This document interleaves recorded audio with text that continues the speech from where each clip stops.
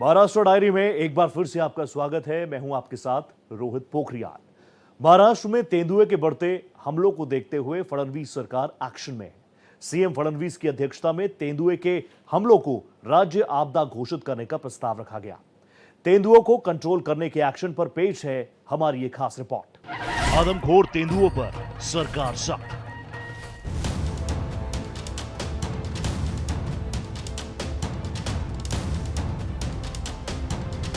महाराष्ट्र की देवेंद्र फडणवीस सरकार ने तेंदुओं के बढ़ रहे खौफ से लोगों को राहत दिलाने की दिशा में एक सख्त फैसला लिया है। सीएम फडणवीस की अध्यक्षता में हुई मीटिंग में तेंदुओं के बढ़ते हमलों को आपदा घोषित करने का प्रस्ताव रखा गया।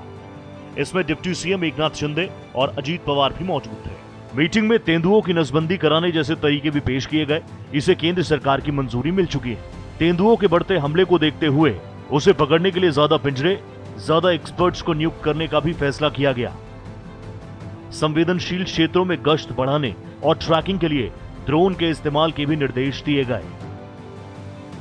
न्यायिक व्यवस्था के प्रति लोग जागरूक बने और उसका फायदा लोगों को मिले, इसी के तहत एक प्रदर्शनी का आयोजन किया गया। देखिए रिपोर्ट। न्यायिक व्यवस्था पर प्रदर्शनी।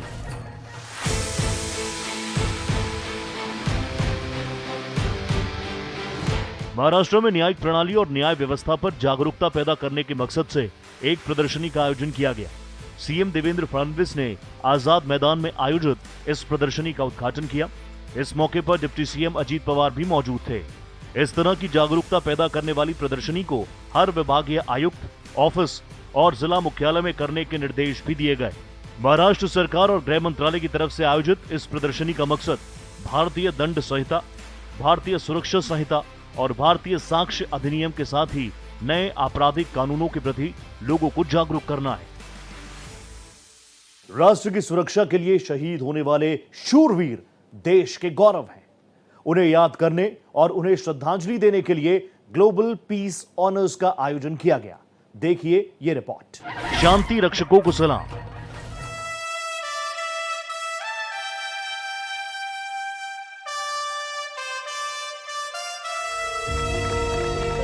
देश की रक्षा करते हुए शहीद शूरवीरों को याद करने और उन्हें सच्ची श्रद्धांजलि देने के लिए ग्लोबल पीस ऑनर्स 2025 का आयोजन किया गया। सीएम देवेंद्र फडणवीस और उनकी पत्नी अमृता फडणवीस ने भी इसमें हिस्सा लिया।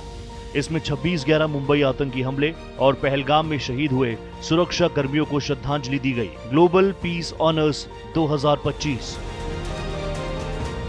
26/11 हमले के दौरान कामा अस्पताल पर ग्रेनेड हमले में गंभीर तौर पर घायल होने के बाद भी आतंकियों से लोहा लेने वाले एनआईए के महानिदेशक सदानंद दाते को इस मौके पर सम्मानित किया गया। राष्ट्रभक्ति ले हृदय में हो खड़ा यदि देश सारा, संकटों पर मात कर यह राष्ट्र विजयी हो हमारा।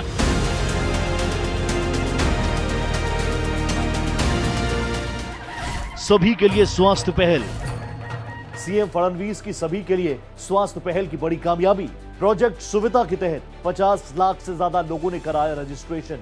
टीकाकरण के लिए रिमाइंडर योजना में महाराष्ट्र अव्वल। 94 लाख लाभार्थियों तक पहुंचे टीकाकरण संदेश।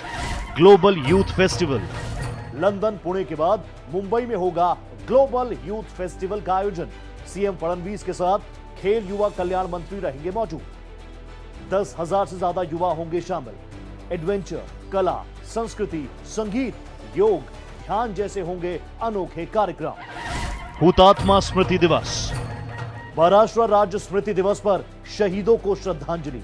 संयुक्त महाराष्ट्र आंदोलन के शहीदों को किया गया याद। सीएम फडणवीस और डिप्टी सीएम एकनाथ शिंदे ने किया नमन। मुंबई मेट्रो का विस्तार। दिसंबर तक दहिसर से काशी मीरा तक दौड़ेगी मेट्रो। 2014 में इस परियोजना को मिली थी गति। तत्कालीन सीएम फडणवीस और नगर विकास मंत्री एकनाथ शिंदे ने की थी पहल। मीरा भाईंदर के निवासियों को मिलेगी बेहतर कनेक्टिविटी। स्वच्छता अभियान को गति। सीएम फडणवीस की संकल्पना से राज्य में स्वच्छ महाराष्ट्र अभियान को मिल रही गति। अलग अलग संस्थाओं की बढ़ रही भागीदारी। 7.5 लाख नागरिकों को स्वच्छता प्रशिक्षण। मुंबई में संचालित सुविधा केंद्र पहल साबित हो रही आदर्श मॉडल। 5.5 लाख नागरिकों ने उठाया सुविधा केंद्र का लाभ। ताडोबा नेशनल पार्क का विकास। सीएम फडणवीस के आह्वान पर ज़िरोधा की पहल।